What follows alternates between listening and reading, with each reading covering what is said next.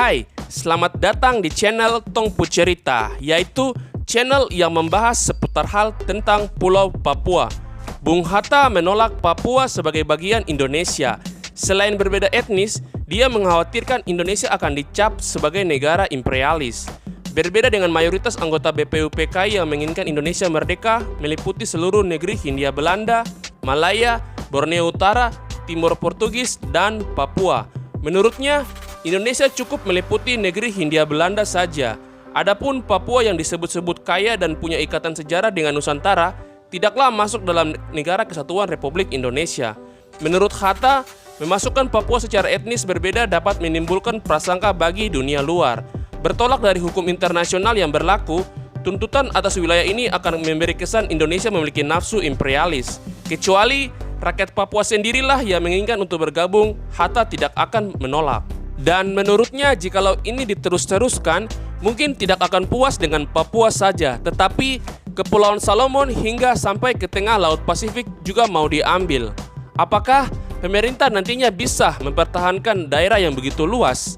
Hatta juga menentang pandangan Yamin yang bersikukuh mengatakan Papua bagian dari Indonesia sejak zaman Kerajaan Nusantara. Yamin secara panjang lebar menguraikan pendapatnya soal Papua lewat analisis historis, politik, dan geopolitik. Bagi Hatta, semua itu adalah omong kosong. Kalau sudah ada bukti, yaitu bukti bertumpuk-tumpuk yang mengatakan bahwa bangsa Papua pantas bergabung dan bukti-bukti itu nyata betul-betul, barulah Hatta mau menerimanya. Tetapi, buat sementara hanya mau mengakui bahwa bangsa Papua adalah bangsa Melanesia. Ketimbang Papua, Hatta lebih cenderung mempertimbangkan Malaya dan Borneo Utara. Pasalnya, rakyat di kedua wilayah ini yang kini menjadi negeri Malaysia sama-sama beretnis serumpun Melayu seperti halnya Indonesia.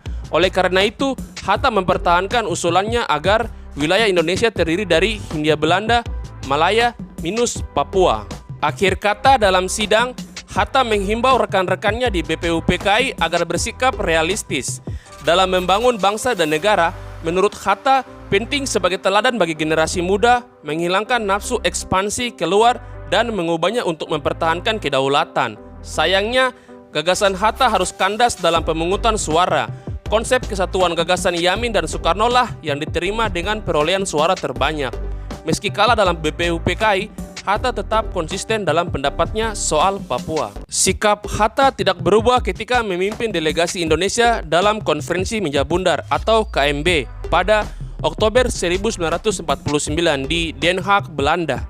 Hatta tampak enggan beradu klaim menghadapi Menteri Urusan Negeri Kerajaan Belanda, yaitu Hendrikus van Marsseven, yang begitu menginginkan Papua. Hatta bersedia wilayah Papua dibicarakan lagi setahun kemudian. Hatta kembali pulang ke Indonesia membawa oleh-oleh pengakuan kedaulatan, namun Papua masih jauh dari genggaman republik, sebagaimana yang telah dipesankan oleh Soekarno. Dalam keadaan semacam itu, jalan sebaiknya ialah menunda penyelesaian. Menurut Mavis Ross, Hatta tahu mengapa Belanda tetap mempertahankan kekuasaannya di Papua. Alih-alih meneruskan tuntutan, Hatta lebih memilih untuk menyelesaikan perundingan lewat kompromi. Misi pengakuan kedaulatan menjadi yang terpenting, sedangkan masalah Papua dapat diselesaikan di kemudian hari. Bagi Hatta, revolusi telah selesai dengan memperoleh kedaulatan politik meski tanpa Papua.